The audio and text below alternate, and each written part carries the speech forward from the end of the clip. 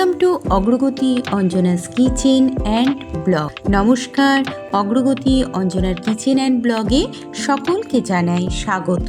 Thumbnail আর title থেকে বুঝতেই পেরে গেছেন আজকে আমি একেবারে ভিন্ন স্বাদের নতুন ধরনের এঁচোড় দিয়ে তৈরি করেছিলাম এঁচোড়ের পোলাও রেসিপি। এঁচোড়ের পোলাও রেসিপিটি আমার কিন্তু একটি শৈশবের স্মৃতি জড়ানো রেসিপি। এই রেসিপিটি আমি যখন অনেক ছোট ছিলাম তখন সরস্বতী পুজোর দিন আমার এক মাসিমণি তৈরি করে মা সরস্বতীর ভোগেতে দিতেন। সরস্বতী পুজো যেহেতু মাঘ মাস অর্থাৎ শীতকালে হতো, সেই সময় কিন্তু এঁচোড় তো আর হতো না। আর আমাদের 90 দশকে সেই সময় এত অ্যাভেলেবেল 12 মাসের এঁচোড় পাওয়া যেত না, একমাত্র কলকাতাতেই সব কিছু পাওয়া যেত। তাই কলকাতার থেকে মেনলি এই এঁচোড় নিয়ে আসা হতো মায়ের ভোগে দেওয়ার জন্য। এঁচোড়ের পোলাও রেসিপিটি এত সুন্দর করে মাসিমণি তৈরি করতেন। ছেলেবেলায় তখন তো আর রান্না জানতাম না, কিন্তু খেতে খুব ভালো লাগতো। এখন এঁচোড়ের সিজন চলছে আর এঁচোড় দিয়ে সকলের ঘরেতে এঁচোড়ের ডালনা, এঁচোড়ের তরকারি হয়ে থাকে। আমি আজকে চিন্তা করলাম যে এঁচোড় দিয়ে নতুন ধরনের কি তৈরি করে রান্নার রেসিপি আপনাদের সঙ্গে শেয়ার করা যায়। একঘেয়েমি এঁচোড়ের ডালনা, এঁচোড় চিংড়ি এই তরকারিগুলো আমরা সচরাচর খেয়ে থাকি, আর ভালো লাগছিল না। তো কচি এঁচোড় দিয়েই মেনলি এঁচোড়ের পোলাও রেসিপিটি তৈরি করা হয়ে থাকে। হাজবেন্ড বাজার থেকে একটি সুন্দর কচি এঁচোড় নিয়ে এসেছিলেন, আর ওই কচি এঁচোড়টিকে দেখে আমার তখন সেই শৈশবের এঁচোড়ের পোলাওয়ের কথা মনে চলে এলো। আর তার থেকেই আজকে তৈরি করে ফেললাম এঁচোড়ের পোলাও রেসিপিটিকে। এঁচোড়ের পোলাও রেসিপিটি কিন্তু একেবারে সম্পূর্ণ নিরামিষ পদ্ধতিতে তৈরি করা হয়ে থাকে। অনেকেই আছেন যারা বাড়িতে গোপাল সেবা বা অন্যান্য দেবী দেবতার পূজা অর্চনা করে থাকেন এবং তাদের অন্নভোগও দিয়ে থাকেন। আর এই অন্নভোগের থালিতে আপনারা কিন্তু চাইলে এই সম্পূর্ণ নিরামিষ পদ্ধতিতে তৈরি এঁচোড়ের পোলাওটিকে ভোগ হিসেবে ভগবানের উদ্দেশ্যে ভোগের থালায় দিতে পারেন। চলুন তাহলে এবার রান্নায় চলে যাওয়া যাক। প্রথমেই আমি এঁচোড়ের পোলাও তৈরি করতে একটি কচি এঁচোড় নিয়েছিলাম, তার অর্ধেক অংশই আজকে আমি এঁচোড়ের পোলাও রেসিপিটিতে তৈরি করবার জন্য নিয়েছিলাম। এঁচোড়ের খোসা ছাড়িয়ে এভাবে ডুমো ডুমো করে কেটে নিয়েছিলাম, আর একটা আলু নিয়েছিলাম, আলুটারও খোসা ছাড়িয়ে বড় বড় করে ডুমো ডুমো করে পিস করে নিয়েছিলাম। আলু এবং এঁচোড়টাকে প্রেসারে দিয়ে আমি দুটো মাত্র সিটি দিয়ে সেদ্ধ করে নামিয়ে নিয়েছিলাম। এঁচোড়টাকে এমনভাবে সেদ্ধ করে নিতে হবে যেন গোটা গোটা অবস্থায় থাকে, ভেতর থেকে সেদ্ধ হয়ে যায়, অথচ কিন্তু একেবারেই যেন না গলে যায়। যেহেতু কচি এঁচোড়, এটা কিন্তু খেয়াল রাখতে হবে। এঁচোড়ের পোলাওয়ের মধ্যে দেবার জন্য আমি এখানে বেশ কিছু কাজু বাদাম, কিশমিশ, আমন্ড বাদাম আর পেস্তা বাদাম নিয়েছিলাম। এই বাদামগুলো আমার ঘরেতে সবসময় থাকে বলে আমি 4 রকম বাদাম এখানে ব্যবহার করেছিলাম।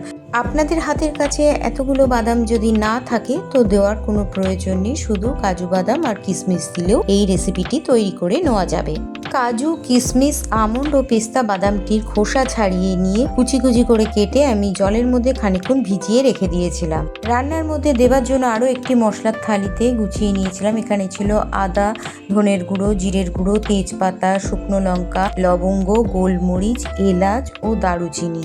জিরের গুঁড়ো, ধনের গুঁড়ো ও আদাটাকে আমি একসঙ্গে পেস্ট করে নিয়েছিলাম। তার সঙ্গে 1 কাপ মতন লিকুইড মিল্ক নিয়েছিলাম। লিকুইড মিল্কটিকে আমি ফুটিয়ে নিয়েছিলাম। পোলাওয়ের জন্য যে চাল আমি নিয়েছিলাম সাধারণ ঘরে তৈরি ভাতের চালই, অর্থাৎ সেদ্ধ চালই আমি এখানে ব্যবহার করেছিলাম। আপনারা চাইলে দেরাদুন রাইস অথবা গোবিন্দভোগের চালও পোলাওয়ের জন্য নিতে পারেন। প্রতিদিনের ভাতের চালের সেই চালটিকে আমি 1 কোটো মতন আন্দাজের চাল নিয়েছিলাম এবং আধ সেদ্ধ করে নিয়েছিলাম। দেখুন আমি আধ সেদ্ধ করে নেবার পর এবার ফ্যান ঝরিয়ে নিয়েছিলাম। ফ্যান ঝরিয়ে খানিকক্ষণ রেখে দিয়েছিলাম। প্রথমেই ভাতটাকে আধ সেদ্ধ অবস্থায় নামিয়ে নিতে হবে, কারণ এটাকে আবার পরে রান্না করা হবে। এবার গ্যাসের ওভেনে আমি একটি কড়াই বসিয়ে নিয়েছিলাম, তাতে 2 চামচ মতন সাদা তেল দিয়েছিলাম এবং কড়াইয়ের তেল যখন গরম হয়ে এসেছিল সেই পর্যায়ে সেদ্ধ করে রাখা এঁচোড় ও আলুটিকে তেলের মধ্যে আমি ছেড়ে দিয়েছিলাম।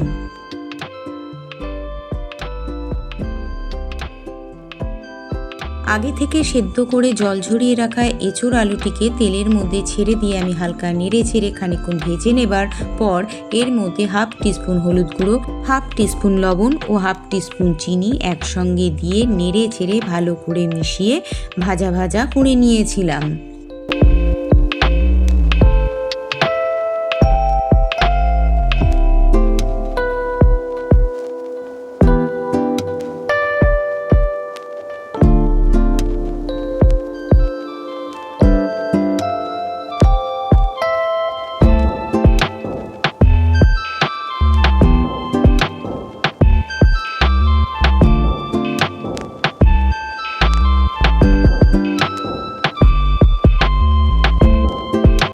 খানিকক্ষণ ভেজে নেবার পর এবার জিরে, ধনে ও আদা বাটাটিকে আমি এই এঁচোড়ের মধ্যে ঢেলে দিয়েছিলাম এবং মশলা বাটাটিকে দিয়ে এঁচোড়ের সঙ্গে ভালো করে কষিয়ে নিয়েছিলাম।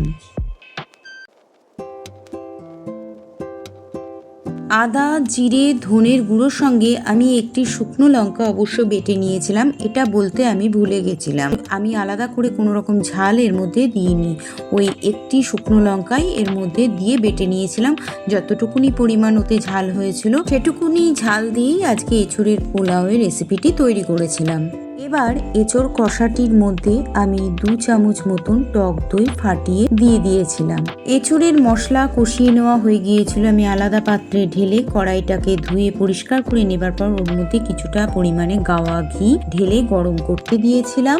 ঘিটা যখন গরম হয়ে এসেছিল সেই পর্যায়ে ধুয়ে রাখা কাজু, কিশমিশ, আমন্ড ও পেস্তা বাদামটিকে আমি ওই গরম ঘিয়ের মধ্যে ঢেলে নেড়ে চেড়ে হালকা একটু ভেজে নিয়েছিলাম।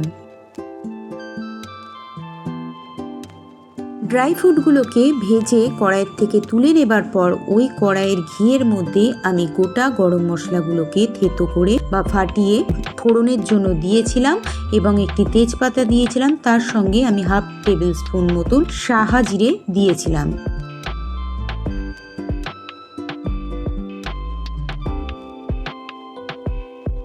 ফোড়নের মশলা দেওয়া হয়ে গেলে এবার কষিয়ে নেওয়া এঁচোড় আলুটিকে আমি ওই ফোড়নের মধ্যে ঢেলে দিয়েছিলাম। ফোড়নের মশলার সাথে কষিয়ে রাখা এঁচোড় আলুটিকে আবারও একটু কষিয়ে নেবার পর এবার ঝরঝরে সেই ভাতটিকে আমি মশলা কষার মধ্যে ঢেলে দিয়েছিলাম। এঁচোড়ের সঙ্গে ও মশলার সাথে ভাতটিকে ভালো করে নেড়ে চেড়ে মিশিয়ে নিয়েছিলাম।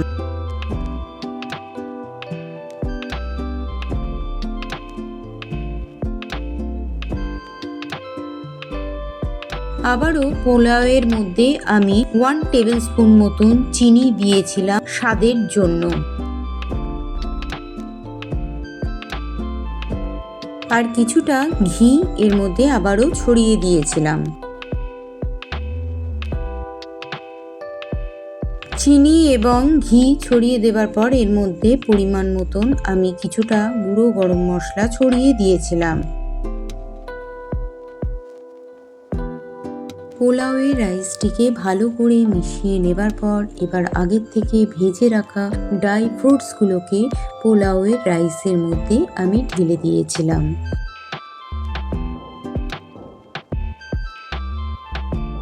ভেজে রাখা ড্রাই ফ্রুটসের সঙ্গে রাইসটাকে ভালো করে মিশিয়ে নেবার পর মশলা ধোয়া জল আমি মশলা কষানো রাইসের মধ্যে ঢেলে দিয়েছিলাম।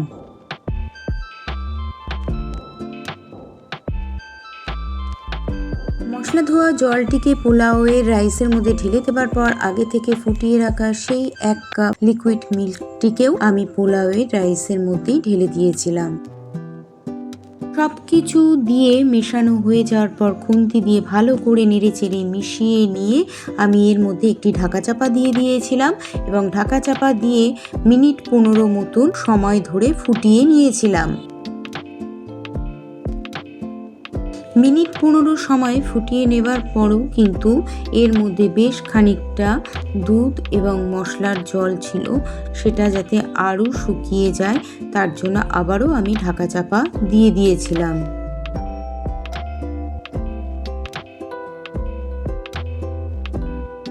এবার আমি পোলাওয়ের উপরের থেকে ঢাকনাটাকে সরিয়ে নিয়েছিলাম। ঢাকনাটাকে সরিয়ে নেবার পর আমি খুন্তি দিয়ে খানিকটা নেড়ে চেড়ে নেবার পর এর মধ্যে খানিকটা গাওয়া ঘি আবারও ছড়িয়ে দিয়েছিলাম। গাওয়া ঘিটিকে ছড়িয়ে দেবার পর খুন্তি দিয়ে ভালো করে খানিকক্ষণ নেড়ে চেড়ে মিশিয়ে নিয়েছিলাম। এঁচোড় পোলাও রেসিপিটি আমার সম্পূর্ণ তৈরি হয়ে গিয়েছে। এবার গ্যাসের ওভেন থেকে নামিয়ে নিয়েছিলাম, গ্যাস অফ করে দিয়েছিলাম আর এর মধ্যে একটি ঢাকা চাপা দিয়ে দিয়েছিলাম। ঢাকা চাপা দেবার ফলে এর মধ্যে যেটুকুনি নরম নরম বা ভেজা ভেজা ছিল সেটা কিন্তু একদম শুকিয়ে খটখটে হয়ে গিয়েছিল। তো তৈরি হয়ে গেল আজকের রেসিপি এঁচোড় পোলাও। এঁচোড় পোলাও রেসিপিটি খেতে কিন্তু দুর্দান্ত স্বাদের হয়ে থাকে। আবারও বলছি, কোনো নিরামিষের দিনে অবশ্যই তৈরি করে একবার খেয়ে দেখুন এঁচোড় পোলাও রেসিপি। আমার বাড়িতে আজকে নিরামিষই ছিল। নিরামিষি রান্নার দিনে আমি তৈরি করে ফেলেছিলাম এঁচোড় পোলাও রেসিপিটি আপনাদের কাছে কেমন লাগলো অবশ্যই কমেন্ট করে জানাবে। ভালো লাগলে আমার চ্যানেলটিকে লাইক, কমেন্ট, শেয়ার ও সাবস্ক্রাইব করে দেওয়ার অনুরোধ রইল। ঘরোয়া যে কোনো নিরামিষ অনুষ্ঠানের দিনে আপনারা অনায়াসে তৈরি করে খেয়ে দেখতে পারেন এঁচোড় পোলাওয়ের রেসিপি। কথা দিচ্ছি, স্বাদে গন্ধে অতুলনীয় খেতে হয়ে থাকে এই এঁচোড় পোলাও রেসিপিটি। আজকের রেসিপির ভিডিওটি আমি এখানেই শেষ করছি। পরবর্তী আবার নতুন কোনো রেসিপির ভিডিও অথবা ব্লগ ভিডিও নিয়ে আপনাদের সামনে হাজির হয়ে যাব। ততক্ষণের জন্য টাটা, বাই বাই। সবাই খুব ভালো থাকবেন।